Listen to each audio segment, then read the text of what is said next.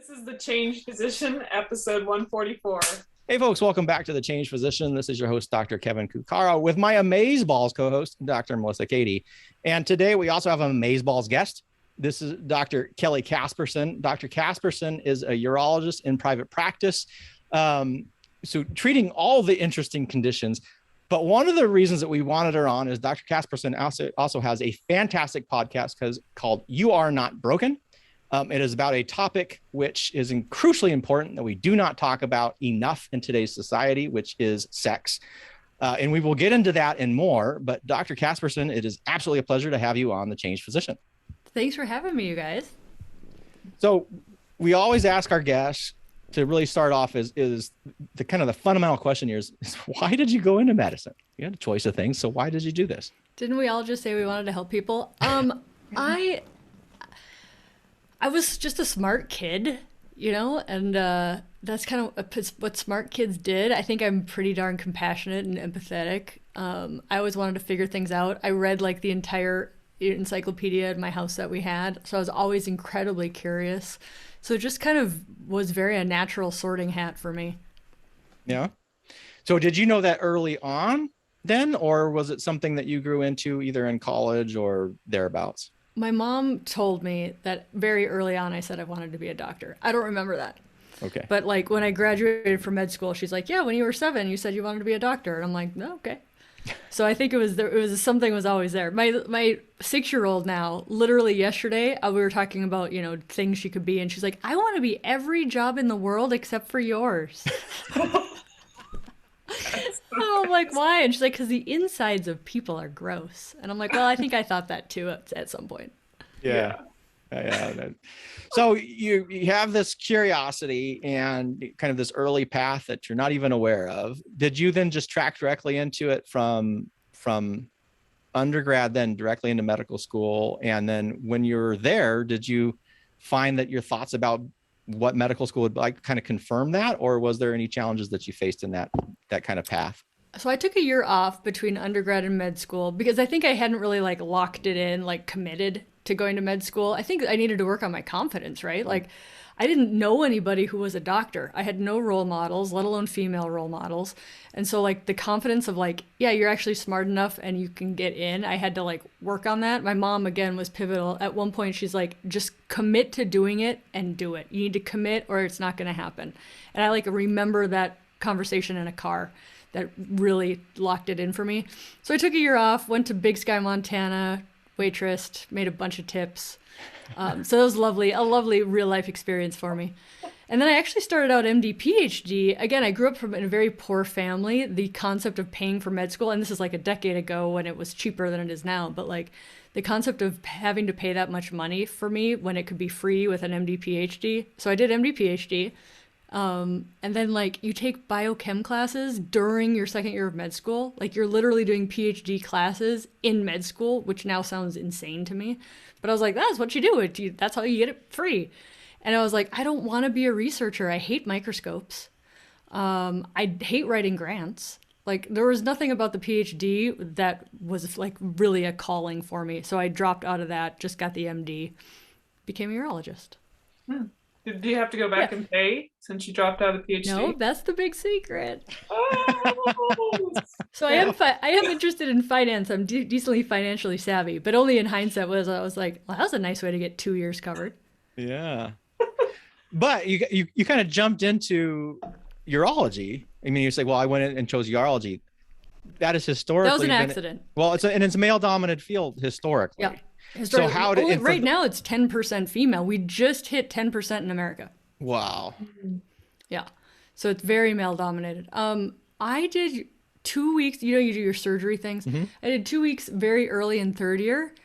Loved the urologists. They're hilarious. They're like the coolest people. They could sit down when they operated. Their surgeries were short. And like the other thing I really liked about it is the instant gratification. Is like you have a kidney stone, it's gone. You have a bladder tumor, it's gone. And all I was seeing in like internal med and family med was like, well, try to stop smoking and let's adjust your lisinopril. And I'm like, that's not enough for me. Like I need the big highs, for the day. And so I was like, okay, well, I'll just do whatever beats urology then. And so I spent third year going through it, just being like, nope, nope, nope, nope. Wow. Huh. When did you do urology rotation? Like, Beginning of third year, because it was one of my oh, two surgery subspecialties. So that's super interesting. When did you do your anesthesia rotation, Melissa? Um, when did I do it? Yeah. I never had an anesthesia rotation, and like, I mean, you talking about medical school? Yeah, because your experience kind of parallels mine, Kelly, is so I did the internal medicine the first month in third year and I hated it. And then I did surgery my second month and it was a 2-week rotation of anesthesia and I loved it. And so I spent the vast more of my time like doing the same thing you did, but it was like, this is cool, but it's not anesthesia. Oh, this is cool, but it's not anesthesia. So Yeah, my anesthesia exposure was more after I did a general surgery internship that I never planned on doing. That was totally different. But no, urology, I wish I had done a rotation later, maybe in an internship, because that is one of the fields that I would consider. You know, looking back on it, when you look back, there's always like, I could have seen myself doing that. yeah, and I mean, I had to get again. No, I had no role models. I didn't know any doctors when I started med school. I didn't know any surgeons. Like surgeons to me were like old white men. Like I had literally, that's all I saw, right? Yeah.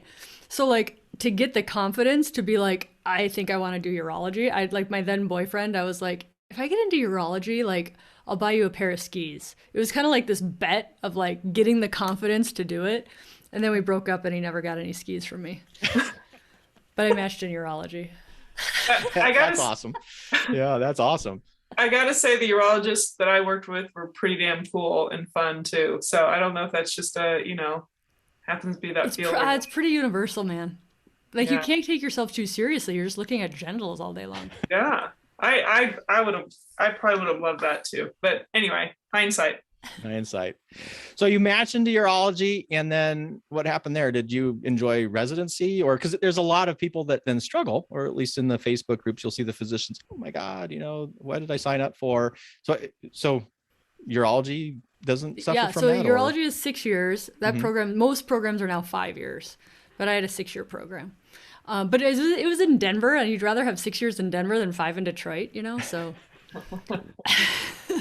That's true. So that was, I was happy with Denver. It was my number one match, even though it was 6 years. It was very hard. I remember it being very, very hard. On call every other night for third year. But it was incredible training. It gave me the gift of being able to do this as long as I want to do it. Like I'm actually very, very grateful, but I would say it was very, very hard. Mm-hmm. But I was like, and I remember being like 4th or 5th year, I was like, if I quit now, like what could I do? Right? Like I remember thinking that. Yeah. And then there was a female urologist who was in private practice, and I remember her saying she said, I sat in my car every morning and cried before I went into the hospital. And I was like, okay, it's not that bad for me. I think I'll stick it out right now. Like that was my bar. I was like, I'm not crying every day, so I'll keep going. Yeah. For people that are not physicians listening, or just to maybe kind of put your own words to it, I think about, even my husband's not in the medical field and a lot of other friends aren't. How would you describe why someone like that would, cry every morning in their car, or you'd have those moments of thoughts of like, if I quit now, like, what do you think it is that contributes to that state? I mean, I can give my 2 cents, but I'm curious how you would put it.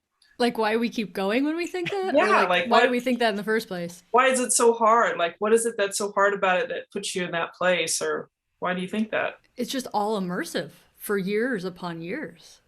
Yeah. There's no time off.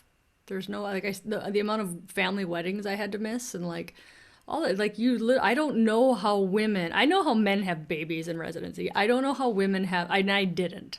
And it's probably, I had my babies after residency, which was the right decision for me. But I'm like, there's no time for anything else. It's just the culture of it, right? And when you cry in your car, you think something's wrong with you, not the system, right? Again, that's part of the system being like, there's something wrong with you for crying in the car, instead of what is this that we're doing to these people? Yeah. It can be so isolating. I was going to say, we had 2. My wife's a physician. Yeah. And I actually we've talked about it. I'm like, I don't know how the hell we did this. Like looking back, I'm like, I have no idea. We had one during internship and then one during her third year, and then which was my CA2 year. So my third year of third year of residency, second year of anesthesia. But yeah, it's insane. But you did say one thing that I thought was really kind of important though, because I remember thinking this too, is like you get to the point, you've invested so much time and money and you go, well, if I quit now, what else am I going to do? And I'm kind of curious. I wonder how many people finish residency and that's the major issue. And that may be a good thing. Like we haven't gotten to your life now, but I'm assuming that you were glad that you finished your residency. Very glad. Super, super glad. Yeah. Like, so, I mean, it's hard and we know it's hard, but in the same token, if it was easy to quit, maybe we would have lost a lot of good docs. Yeah, maybe. Who knows? I mean, I think it's the other thing is like you do one thing for so long, that's why you can't actually conceive that there's something else that you could do. Not thinking like, do you know your work ethic and how smart you are to get yourself in this situation in the first place, right? Like, of course you can do something else. You're like, I have no talents. And you're like, actually, like, you're amazing for even being here. Yeah. That's something we talk about a lot, how we minimize our value because we've kind of normalized, because the culture we're in is that a lot of people are like that around us. Yep. So you don't create a discrepancy amongst each other as much. Yeah. And it's the culture, right? The grind culture of like, you don't quit. Just give me more. You have more work for me to do? Give it to me. Yeah. And luckily you're like usually in your 20s when you do residency. So like you've got stamina on your side. I'm like, when in my 40s, I would be like, forget you guys. I'm out of here. It's so funny. But we had a couple older students in my school, and one of them is a good friend of ours. He was like 45, I think, when he started, 40 something. He's late 40s when he was doing his residency, and it was hard. And then so I'm the same age now as he was in his residency, and all I can think of is, oh my god, I couldn't even imagine doing overnight call like Q3, Q2. Oh my god, I don't know how you do that. Yeah, crazy. You finish residency and you go out into the world. And so what were your experiences? And was there any conflict there, or did you just transition easily into urology and say, yeah, I'm still in my same job 9 years later. That's we need to highlight that for, again, people who don't know, that's not common either. It's not common. Yeah. Most people, what 50% of people switch jobs in the first year. It's very, very high. Mm-hmm. My first job that I'm in is very different now than when I started, right? 9 years in.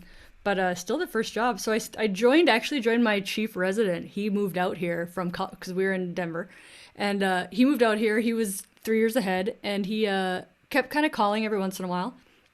And I was like, I don't know. I'm Pacific Northwest, north of Seattle. Like, I'm sure I won't like the rain. And my husband's like, why don't we just go and have an adventure? And if we hate it, we'll leave. I'm married to a very logical man. And I'm like, that sounds great. Let's go. So here I am 9 years later. My kids are locals. But so he left. He went to Maui. Me and another partner broke away from like the OG guy, started our own practice, hired 2 more urologists. We now have 3 PAs. We built a building and a surgery center. Like, it just keeps like getting bigger. We're hiring our 5th urologist next year. We're expanding into the county next to us. Like, that's my day job. Wow. So it looks nothing like when I started, but it's still my first job. So your first job. So just for the listeners, you Monday through Friday kind of thing, some call, like you do surgery a couple days a week. What's your week look like? 4 days a week, a week at a time of calls, Q4. Okay. Sounds manageable. Yeah, it's manageable. It's manageable. Well, you must be doing something right and having a good time if you're expanding and adding new colleagues and things like that. So, I mean, the other amazing thing is we're still independent, right? Which is getting less and less every year. So, is that because of the region that you are in? No, you're north of Seattle, aren't you? No, we're the only independent urologists like almost left in Washington State. Wow. Yeah. So you do your own billing in-house? Hmm. That's awesome. Amazing. And predominantly insurance based, I assume. Yep. Mm-hmm. Yeah. Well, there's a whole other conversation there that I was not prepared to go into. But I want to focus on the primary reason, because we're obviously the Change Physician podcast and you have a podcast. The question is, you have the successful practice, you're super busy, you're expanding, you're doing all the business ventures. So why in the world would you do a podcast? Right. I had a life-changing patient and I was bored. Mm. So I think both those things, it kind of came together. So I was getting, I think year 7, the 7-year itch, right? Like year 7, you're like, am I just going to be seeing recurrent UTIs till like I decide to stop? And you're like, it gets easy at some point, and you're like, gah. So I was getting a little bit bored. And then I had this patient that I cured bladder cancer, like, again, how gratifying. And so it was like her 5-year checkup. Like she had no issue with bladder cancer anymore. We just say hi every year. And she started crying in my office, bawling, crying, that she happily married, didn't want to be intimate with her husband at all. And it was making her devastated. And I had no idea what to do. I joke, the only thing I had for her was a box of Kleenex. And I was like, fed this story of like, we don't know much about women because women are difficult and women are complex and like, we just don't know. And I started being like, is that actually true? Is it actually true that women are so complicated we don't understand their sexual function? And so I started like reading. I just got some books and went to a conference and started reading. And I'm like, can we swear?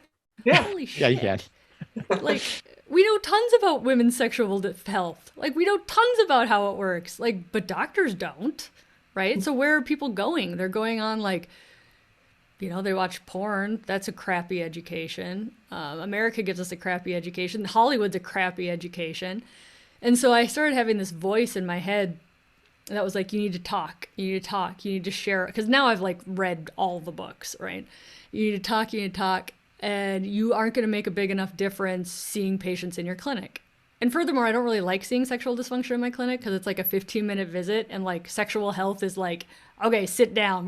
You need to know some things, right? It's a big conversation. And so I'm like, okay, well, as soon as somebody tells me I know enough, then I'll do a podcast. Like, but I didn't do a fellowship in sexual health, right? So like, who am I? And I had this like lightning strike me in the bathroom, and it was with a voice, and the voice is like, nobody's coming to tell you that you can do this. Nobody's coming. And I'm like, well, better learn how to podcast then. So it's a very cool story, right? Like of like being bored and having the right thing and being curious and then giving yourself permission to be the expert.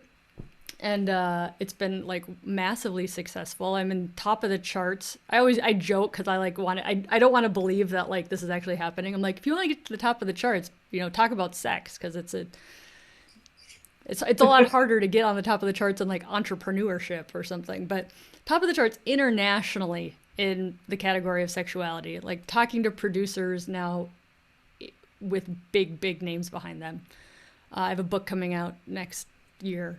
Like, it's insane. All because I finally was like, nobody's going to tell you should do this. Like, stop waiting for permission. Yeah. That's what we need to tell doctors. Stop waiting for permission. Do the thing. And stop waiting for permission. And you do know enough, like the whole imposter syndrome thing, right? Because what you may not have known when you started, but you had the critical learning theory that you could go in there and actually learn, right? You knew how to learn. Doctors know how to learn. We know how to learn. And that's a skill set a lot of people don't know how to have. So, that's fantastic. So what was it like with your first episode? Like, it was on my phone and I bought a little mic that went into my phone. Now I'm like, look at my soundproofing, even though like my computer just died on you. But I put a little mic in my phone and I just like dictated like, this is Dr. Casperson. This is my first podcast. That's so awesome.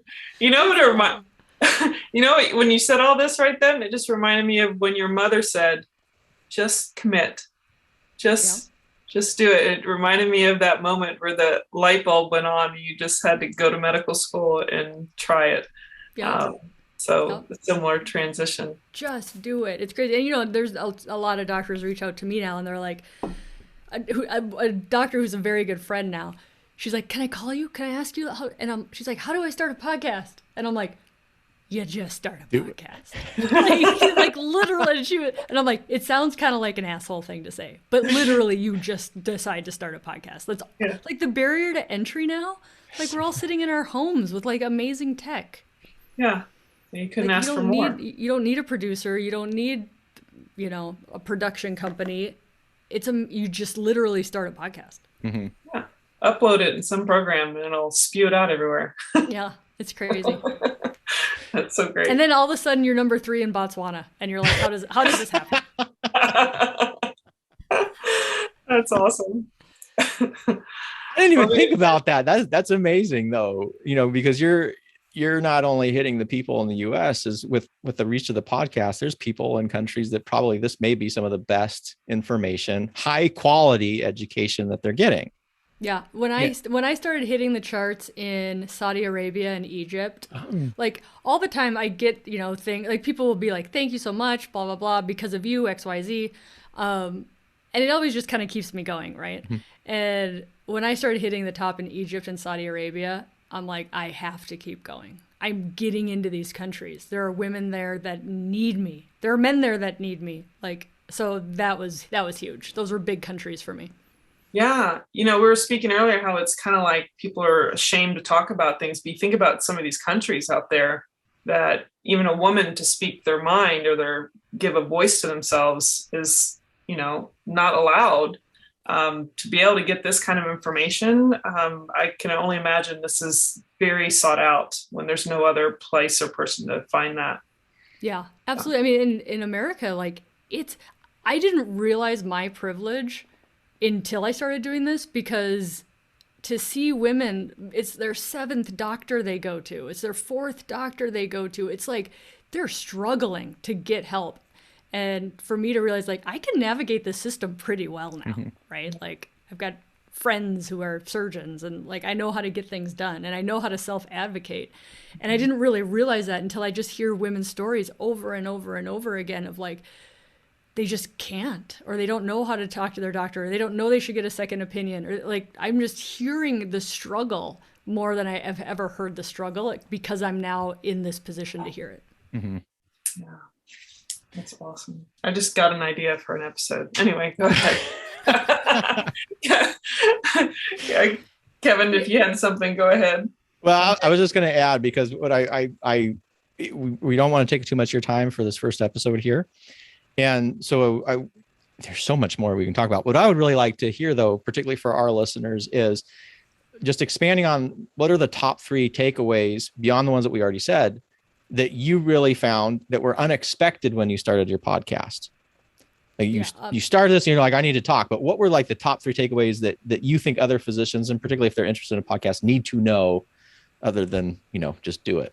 Yeah. And I think number 1 is like, I didn't realize how creative podcasting is and how truly it is my creative outlet now.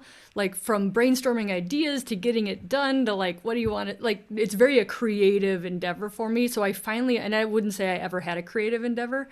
And so now when people are like, you should create something in your life and how fulfilling it is. And I'm like, oh, I get that now. Like, it's so fulfilling to have this creative, and it doesn't have to be podcasting. It can be like creating anything, but like creating something, and to think like 2 years in, I've got producers talking to me about something I created it. It's just, it didn't exist until I decided in the shower that nobody was coming to tell me to do it. Right. Like we all have this thing inside of us, which is so cool. Another thing, because of the sex health stuff, realizing the brain's the biggest sex organ. And so I'm like, well, I'm really good at the pelvis, but like I can give you vaginal estrogen, but if you can't change your mind about sex. So I actually went to life coach school to figure out like way more mind work on like, if you just think sex is like dirty and boring and a chore, like don't wonder why you don't have a good sex life, right? And so it's like working on the mind. So I went to life coach school because of it. I started a third business coaching female surgeons because of the life coach school, because I see the need for surgeons and burnout. So I coach them now. So it's like that podcast kind of, it just expanded your world. And the other cool thing about it for doctors to think about, which is kind of sacrilege to like, we're just taught to dedicate and give everything to our job. And it's like, because my everything isn't just my job anymore, my job's more my job, and I get to leave it, and I have this world now. Yeah. And like talk about burnout prevention, because my job used to be everything. And now it's like, what? I love urology. I'm going to keep doing it. I'm actually going to keep doing it probably longer because I learned coaching and burnout and I have these other things. And now it's just this one little piece of my life. And I think saying that to doctors, they're like, it should be your everything. And it's like, don't wonder why you're burnt out then, because you're asking everything of your job. Yeah.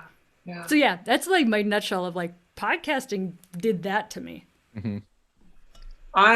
I love that last thing you just said about just the whole burnout prevention. I think there's just this sense that if you put all your eggs in one basket, I hate to use that phrase, but there's a higher chance, not just of the burnout, but just this, if something happens where you cannot do that particular job, it could be an injury, it could be whatever it is, suddenly you've lost your entire identity. And you've just created this magnificent type of bouquet, so to speak. You have all these different flowers to pick from that can bloom in different ways in different seasons, depending on what you want to do, where you want to put your time. And I think it's a beautiful way to say that this can open up so many doors and can make your life so much more fulfilling. And the fact that you have such an impact and a spread throughout the globe, that's gotta, like you said, it kind of helps solidify that purpose and meaning for you. So I'm really glad you brought that up. I think people should hear that. That's exactly right. That's exactly right. Yeah. All right. Well, while we wind this episode down, Kelly, if there's a specific place that the listeners can learn more about you, where would you like them to go? On Instagram, I'm Kelly Casperson MD. My website's kellycaspersonmd.com, and my podcast is You Are Not Broken. Awesome. Love it. And Melissa, do you want to take us out? Sure. Well, thank you, Kelly, for joining us today on the Changed Physician podcast. You are the epitome of a changed physician, but yet still doing your primary job and loving everything that you're doing in conjunction with it. So thank you for joining us. And for those of you listening, thank you for joining the Changed Physician podcast. I'm Melissa Cady, the Challenge Doctor, with my co-host, Dr. Kevin Cuccaro. And if you don't know what the Changed Physician is all about, you can go to thechangedphysician.com and join the community there, whether you're a physician or a physician ally. You can check out our podcast and all the venues. Of course, you can see the video on YouTube. We also have an Instagram page to find out when things are upcoming. And we look forward to seeing you on the next episode. Take care. Stay well, folks.